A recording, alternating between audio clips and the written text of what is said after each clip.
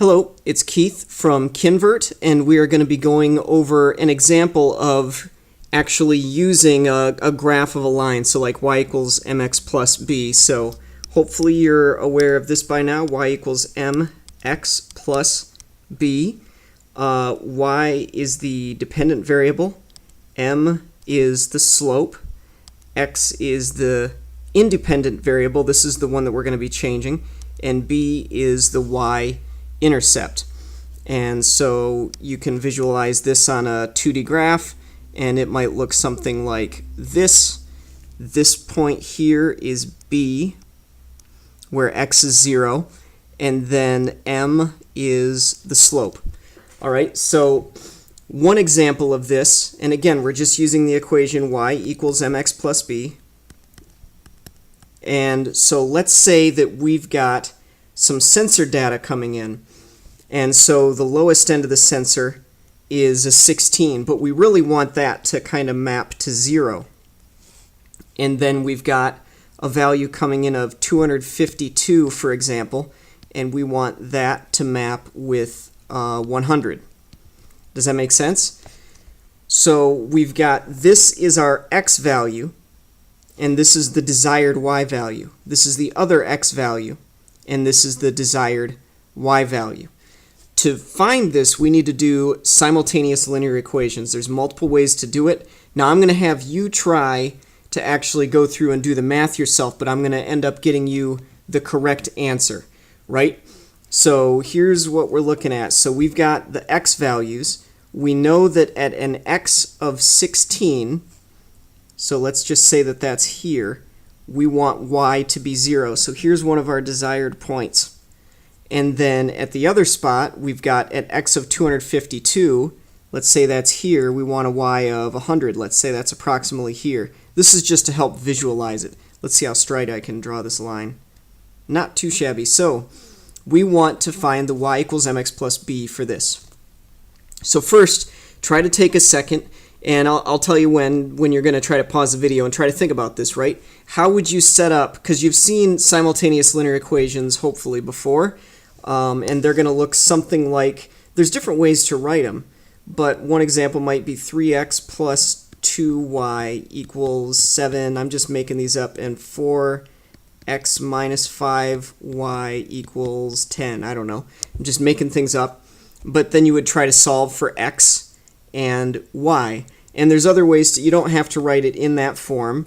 That's if you're doing it kind of with matrix methods. But here you would be writing, like, for example, for y value we might have 23 equals 50, or this would be m times x plus b. And you might know what the x value is in this case. So you would cross out the x and put in, let's say we know that x is 100. And then here you'd say a y of 58 equals m times whatever your x value is at that time, let's say 72, I don't know, plus b. And now you're solving for m and b. Does that make sense? It might not, but that's okay. So we're going to erase this, and I am going to set up the equations for you. So go ahead and pause the video now. Try to think of what are these two equations going to look like that we're going to try to solve for. So pause the video now.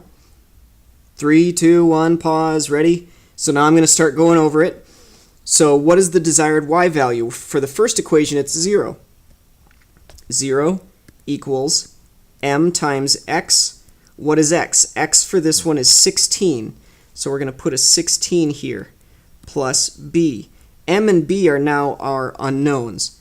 Now, with this equation, you can't just solve for a numerical value for both. You need two equations if you have two unknowns. So the next one, the desired y value is 100 when the x is 252. So we have 100 equals m times 252 plus b.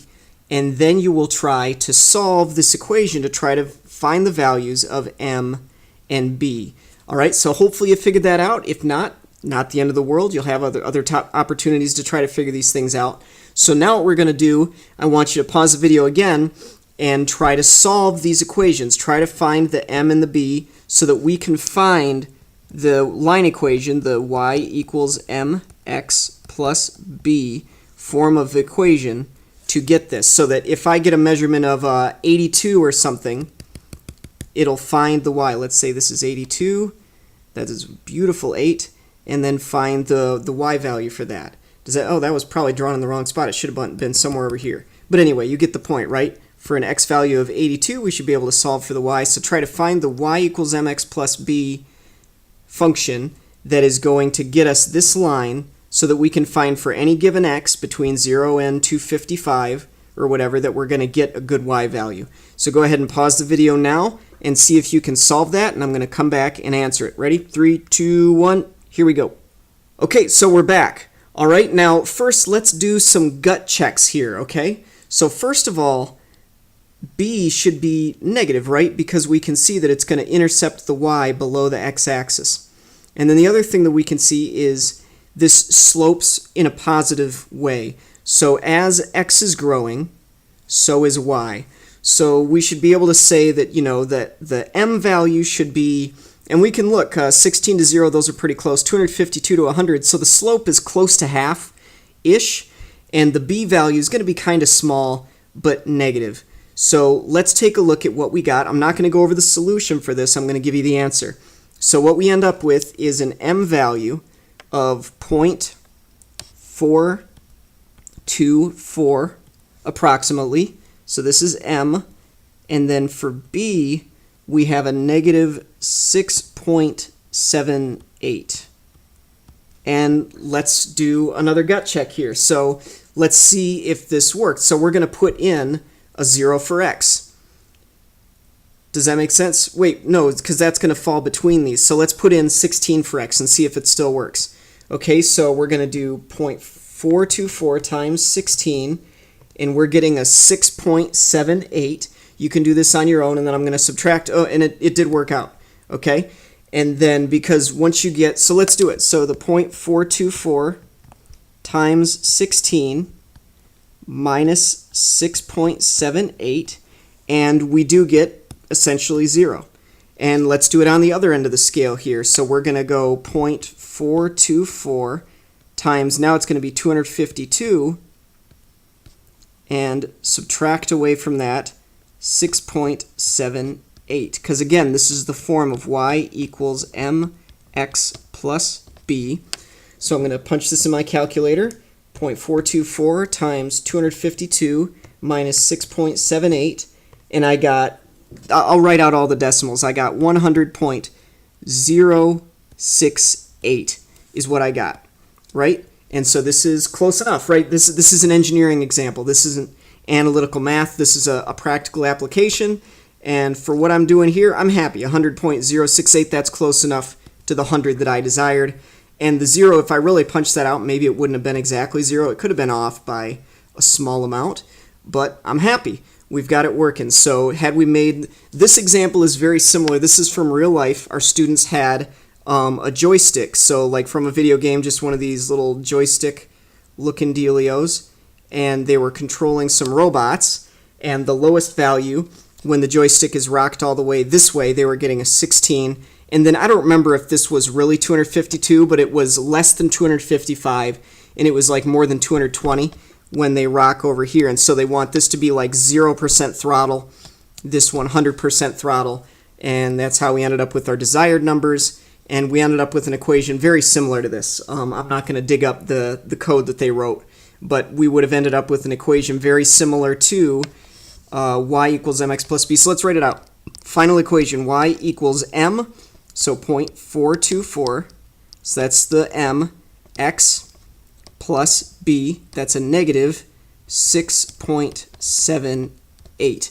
So that is basically our final answer. And then if you wanted to find, like for example, for this 82 value, you're going to punch that in for the x, and then you're going to calculate it. Let's quick do it.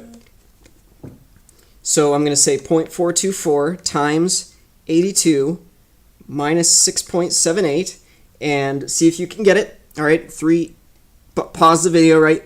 3, 2, 1, here we go. So I'm going to hit enter.